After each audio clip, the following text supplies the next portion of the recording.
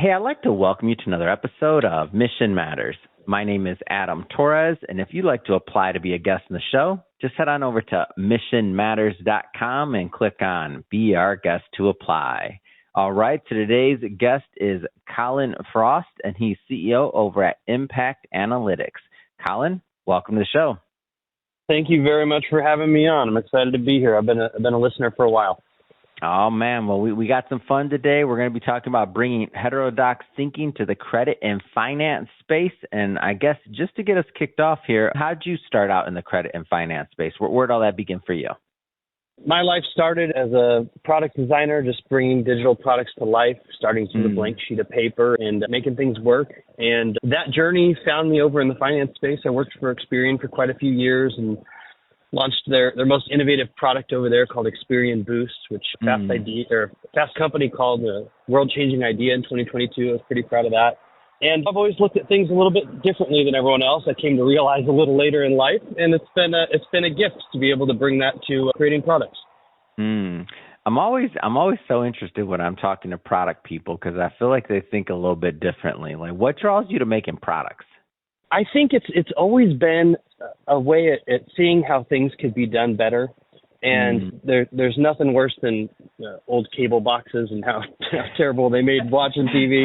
Hold on, there's nothing worse for you because you're a product guy. That's awesome. Go ahead. You're years the one ago, that gets under your skin. Me, I just throw it to the side. I'm like. But for you, continue. But that's the thing. You're plagued with seeing all these inefficiencies in the world and better ways to do them. And that's how Apple came and did their innovative products that they had. And so when I started working in the finance space, gosh, I saw this world of opportunity. And working for a $40-some billion organization really let me make some big impact there. What I really got to do is learn how building that kind of business works and bring that over to Impact Analytics, where I could have a little bit more of a clear playing field to say, okay, let's really dig in and make some changes on how people look at finance and credit. So the credit and finance space, I mean, I'll use the word, maybe it's considered many times like stodgy or old-fashioned or still are like kind of like lagging compared to maybe some other things that are taking place. Do you see it that way? Do you see like an open playing field of like, wow, plenty of improvements that can be made? Or how do you see the field in general? Adam, you use some of my favorite words to describe an industry to design new products for. It is stodgy and it's old, and I use the term dinosaur often when describing a lot of these companies that make these products. And usually what really happened in this industry is the giants became giants in the 70s legacy, and 80s. right? Yeah. They're legacy, and they're largely uncontested. And that air quotes of the way we've always done things is pervasive in those types of industries. So I see them as ripe for disruption, and it does take a lot of critical thought and very calculated approach to how you do things. But that's why we're here. I think stodgy is a word that I'll strive to never have describe anything that me and my team create, and that just to me feels like massive opportunity. Yeah, and I guess if I was to make a parallel here, and I was to say which one's in front at the moment, fintech and finance versus the credit side, which one would you say is kind of lagging the most at this point? If I had to. And if you're not a fintech expert, it's all good. I'm not asking you to give your professional opinion. I'm just giving your hunch or your assessment. Because everybody's been talking about fintech at least for the last decade, but I don't hear too much about credit. So I'm curious on your end because you live that. Yeah, I'm very comfortable. Like the robo-advisors and all that stuff. They've been talking about that for a long time. Like fintech, a lot of people have been looking at it, but I don't know how often, how many people are looking, or how much, at least in media, I mean, at least what I'm saying for my opinion, are looking at the credit side.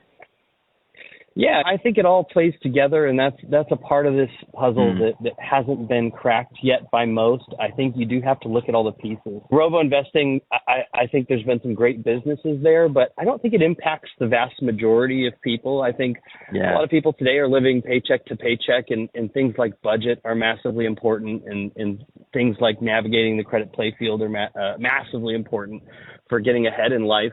And where a lot of people would look at this, at the landscape out there, think, "Oh, this is really hard. How do I do this?" Everything's more tempting these days. There's less dollars to go around. So I think that having a thoughtful approach around how you look at budget is really important right now. And that's part of what we're doing is we're looking at it in real terms. One of the things I've been saying about this is that we're living in the TikTok era. And everything is 12-second tidbits and short versions. I mean, if you were to look at how many Instagram reels are watched last year versus how many books were read, the numbers would be staggering. Yeah. But it's a reality that everything's vying for our attention these days. So if we were to throw giant spreadsheets and graphs at people instead of one or two quick bites of what they can do to improve their life, we'd be failing. So we're flipping it on its head. We're saying, what are the little things you can do? Let's lean into AI to figure out how to make the best decisions. And then when we figure that out, let's just serve them one at a time. Let's lean into what we've learned about human behavior change from, let's say, the health and diet world and apply that to finance. It's something I haven't seen done very well yet. I'm excited to be a first mover in the space. Why do you think the credit world has been so large in change? Is it just because of the legacy side of things, that things were so big, or like, is there any other reasons? I'd say that's probably a fair blanket assessment. I think that's pretty true. The first big mover in the space was Credit Karma, and they came in and added some simplicity to it. But it's still, there's this quantum leap that hasn't been taken yet, where you can truly simplify it down to, hey, well, here's one thing you need to do, and maybe give me a swipe of a couple options of what I can do. But even the best in the space, I think they're still 10 years back in what they need to do as far as making positive change for end users. Yeah. So in terms of financial applications in general, maybe sometimes they come out and last in short bursts and like kind of like fads, and they come and go. Like, what do you think it takes to make something that's long-lasting? I think that, so there's this researcher at Stanford named B.J. Fogg. Is a guy, I'm a really big fan of his. He wrote this book called Tiny Habits, and he's got this whole practice around how to make changes stick. A lot of times, like I mentioned, that's applied in the health and diet world. And I mean, I don't know about you. I've done this before. Like, I'm not eating anything bad again. Let's throw away all the chips. We're not going to go out to eat. I'm going to make everything and it lasts a week. And what his research taught me is that it's really about finding the little wins and celebrating those, and then continuing that momentum to build up slowly. So that's where I've seen this strategic mistake on the human side of creating products in the finance space, is that it's all been very fad diet, like I mentioned. It's here's a ton of information. Good luck reading it and understanding what to do. But really, what people need is a coach in their pocket that's going to give them little things that thinks about them as a human at the same time, not just what's best on the finance side. Most people aren't. If you go research, what do I do with my money? You're going to get all this antiquated advice around 30% of your finance is going to be your rent, and you're going to invest this. And most people today will look at that and go, how the hell do I do that? So we plan to bridge that gap between the how the hell do I do that, getting them to a really safe financial space, but getting them in a way that it'll stick. And that's the mistake I think that they make, is they're asking too much too soon. You really got to keep it small so you can celebrate the wins and create real time-lasting habits. Yeah, I definitely see that. I want to talk more about what you're doing over at Impact Analytics as well with some of the time we have here. So maybe tell us a little bit more about the company and what you're up to as well. Yeah, so our flagship product is called Credit Essential, and it's a holistic look at finance for the real world. We use a lot of AI in the product. My opinion on the AI thing, a lot of companies are saying, hey, we're just AI this or AI that. I see it in the product world as a really strong tool to have in your belt, but it's not the only thing to hang your hat on. Try to think what 5 years from now looks like and build in that way. So we're looking at how to optimize what your assets are. That might be things like you have a car loan that our AI model could take a look at and say, hey, you could be saving a few bucks a month if you switch over to this or that. We look at the budgeting, like I mentioned. I mean, you can draw the lines there. We're really, really leaning into the habit forming side of it and giving people understanding. A good example would be if there's a couple at home in their 30s and they DoorDash a lot, it eats up a lot of their budget. The model will take a look at that, and this is what we're building right now, is take a look at that and say, we're not going to say don't do that ever again. It's not realistic. Maybe you do it 8 times. Let's start doing it 6 times this month. And give a lot of interaction around where they are in that process and options of what to do otherwise. That's how we're looking at budgets. And then the last two pieces are credit and identity. So credit is one that we'll be building out a bit more in early 2025, but a similar model. Here's one or two quick things you can do. And then identity is one I'm also passionate about. I think it's important to think about identity in terms of how you use it responsibly. Right now, people have copies of their identity sitting at car dealerships and at the doctor's office and all over the place. And there's scenarios where you don't necessarily have to leave a copy of that wherever you go. So we've created a lockbox that's very safe for identity, use homomorphic encryption. And we've built a burn after reading feature. So if you were to go to a car dealership and say, hey, I want to give you some of my identity to take a look at financing this new Jeep, after a certain period of time that gets pulled, the access for them gets pulled, and that comes back into our lockbox so that they're not able to lose that. So yeah, we're trying to take a really fresh look at all these pieces that I think look at the holistic credit and finance self and taking fresh approaches. We're boiling it down to first principles and saying what's really important, and then we're building it. Who's your target market for this product? Your target user base, I should say. Our target user base is probably mid-20s to mid-40s. Again, like I mentioned, there's this just enormous base of people who live paycheck to paycheck, and it's increasing as time goes on and rents get more expensive and houses get less easy to buy, where you need this assistant that can help get you to where your goals are as it gets convoluted as time goes on. So we're not skewing way too old or too young. We're kind of playing in the middle, folks that'll have full-time jobs, probably double-income houses. That's generally who it is. The reason why we're going so wide with it is there's such a wide need. That's what the demo is. But when I look at creating a product, I look at where's the friction? Who has this friction? And it's a pretty wide group that has the friction. So that's what we're really going after. Our target market is who's feeling this burn. Yeah, and I mean the end goal would be to help them. If you had to kind of sum it up in terms of the different pillars, data security is one of them you mentioned, finance and habits. Like how would you describe it if we had to kind of like give the pillars of what you'll be helping them with?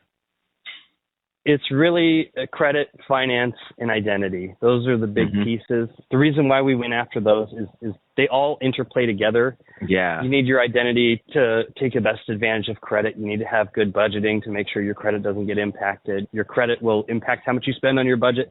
They all interlink together.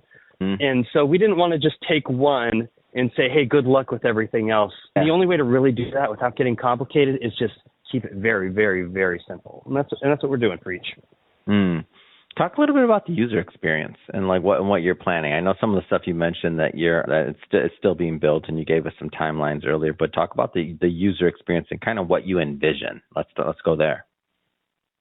Yeah, so I'm a believer, and this is from somebody who's spent many years in a UX seat, that you're not trying to reinvent you don't want to reinvent the wheel with user experience. You want to lean into patterns that people are familiar with. So I think it's kind of weird. Does it feel creepy? You ever seen a baby reach down and start doing a pinch motion on a book, or they want to zoom in, which is weird and magical at the same time. So think about that and then scale it up. So everybody knows how to function through Facebook and Instagram. You double tap to like something, you swipe to keep going. We're just looking at the very base models for design, and we're bringing them in. So the UX is kept simple, high level information. If you want to go deep, you can, but the idea is let's just take a couple seconds and make this an enjoyable and simple experience that gives you just the information you need at the high level. As users will engage, my theory here, and we'll test this out. I mean, there's no better tell than the market when we see our data of what our users are doing. But as people engage with it, I'm sure we'll find that they'll want to go deeper on the data, and we'll give that ability to do that. But our UX, it's simple, it's clean. We're just trying to keep it as easy and quick as possible to get the information into your head that's most important. I like it. Easy, quick, get that information in my head, Colin. I don't need... I like the way you say it. Funny thing, he's asking for our attention. I don't need anything else, man. Why doesn't everybody think that way? I'm in. Well, it's funny that so many things are important when you go to approach a problem, and this is part of what happens at the legacy organizations is they go, but this is all important. And you go, well, to you, yeah, but to most people, just this top 10% is really it, and we can tuck the rest away. It's a nice way to function. Oh, well said, well said. Well, Colin, man, this has been a lot of fun having you on today and learning more about what you're doing over at Impact Analytics. That being said, if somebody wants to follow the journey, continue to follow the progress of the company, how do people connect and learn more about the products? So our best way to connect is through our website, impactrisk.ai. That's the best way to find us. You can find our stock on the OTC with IPTNF, or if you're in Canada, which is where our company is based, you can look, PACT is our ticker. If you want to check and see what's going on, you can always find news about us and new product releases there. So yeah, check out the website, impactrisk.ai. We always got something cooking, and we got a killer team that's putting together a cool product. So we'd love to have anybody interested and come follow along with the story. Amazing. And for everybody listening, just so you know, we'll definitely put the links in the show notes so you can just click on the link and head right on over. And speaking to the audience, if this is your first time with Mission Matters and you haven't done it yet, hit that subscribe or follow button. This is a daily show. Each and every day we're releasing new episodes, new content, and bringing you new stories that'll hopefully help you along the way in your journey as well. So make sure you hit that subscribe or follow button. And Colin, again, thank you so much for coming on. It's been a lot of fun. It's been a hoot. Thank you for having me. And hey, one little message for your audience, hit the subscribe button because this is one of the best shows out there.